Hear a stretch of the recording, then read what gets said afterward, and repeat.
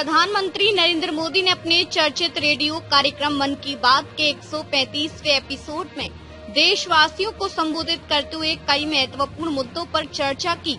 इस दौरान उन्होंने पश्चिम एशिया में उत्पन्न युद्ध जैसी स्थिति का उल्लेख करते हुए नागरिकों से संयम और उनकी अपील के असर पर बात की। प्रधानमंत्री ने कहा कि उन्होंने पहले भी देशवासियों से आग्रह किया था कि जहां तक संभव हो कुछ समय के लिए सोना खरीदने से बचें। साथ ही उन्होंने विदेश यात्रा को टालने, कार पुलिंग को बढ़ावा देने और पेट्रोल डीजल की बचत करने की सलाह दी थी।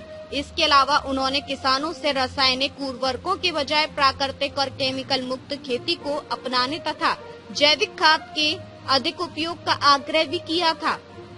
पीएम मोदी ने कहा कि उन्हें इस बात की खुशी है कि देशवासियों ने उनकी अपील को न केवल सुना बल्कि उस पर सकारात्मक प्रतिक्रिया भी दी है। उन्होंने बताया कि कई परिवारों ने निर्णय लिया है कि वे अपने पारिवारिक आयोजनों में इस बार नया सोना नहीं खरीदेंगे और आवश्यकता होने पर पुराने सोने को रिसाइकिल करके उपयोग करेंगे। उन्होंने ये भी बताया कि कई नागरिकों ने सोशल मीडिया के माध्यम से साझा किया है कि उन्होंने इस बार विदेश यात्राओं को टाल दिया है। इसके साथ ही कार पुलिंग को लेकर भी लोगों में जागरूकता बढ़ी है और अब कई लोग एक ही दिशा में जाने के लिए साझा वाहनों का उपयोग कर रहे हैं। इससे न केवल ईंधन की बचत हो रही है बल्कि यातायात और प्रदूषण में भी कमी देखने को मिल रही है।